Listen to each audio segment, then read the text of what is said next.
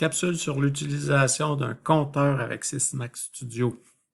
L'exemple, ce que je fais, c'est que l'étape 2 va s'activer ici. Si j'ai activé, passé trois fois sur l'étape 2, je vais tomber à l'étape 4. Si je n'ai pas passé 3 fois sur l'étape 2, je vais tomber à l'étape 4.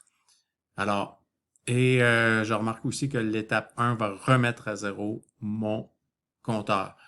Donc, pour faire ça, ce que j'ai besoin, c'est d'établir le compteur. Le décompte, c'est l'étape 2 qui active le compteur. Donc, je prends un CTU qui est un compteur d'incrémentation. Donc, l'étape 2 va activer mon compteur.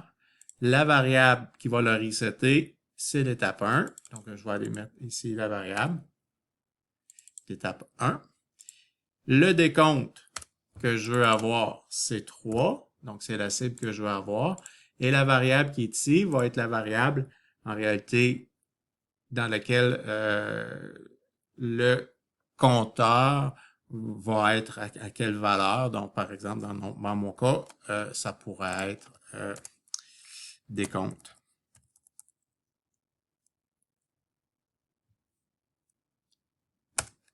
C'est une variable interne. Voilà. Puis, ce compteur-là, je vais l'identifier aussi. Compteur de l'étape 2.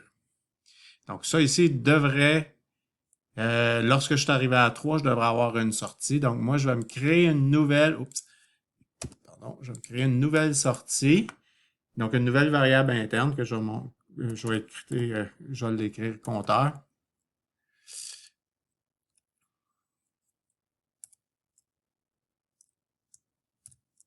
Par exemple, compteur 2. Compteur 2. Ce compteur 2-là va être une nouvelle variable interne. Donc, elle ici, elle va devenir active à 3 en réalité. Donc, si je suis actif à 3, je tombe à l'étape 2. Donc, à l'étape 3, pardon. Donc, cette variable-là ici va être la variable compteur que je viens de créer là. Compteur, comme ça, je l'écris. Et ici, ben, ça va être normalement fermé, mais avec la même variable.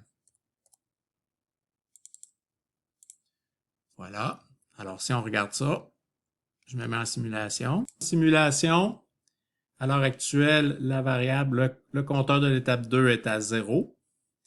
Qu'est-ce qu'il active?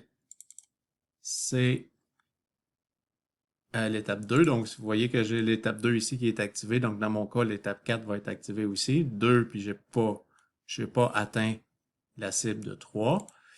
Donc, tant que je n'ai pas atteint la cible de 3, maintenant que j'ai atteint la cible de 3, je vais passer à l'étape 3. Sinon, je passais toujours à l'étape 4. Si je veux remettre à 0 mon compteur, je dois activer l'étape 1.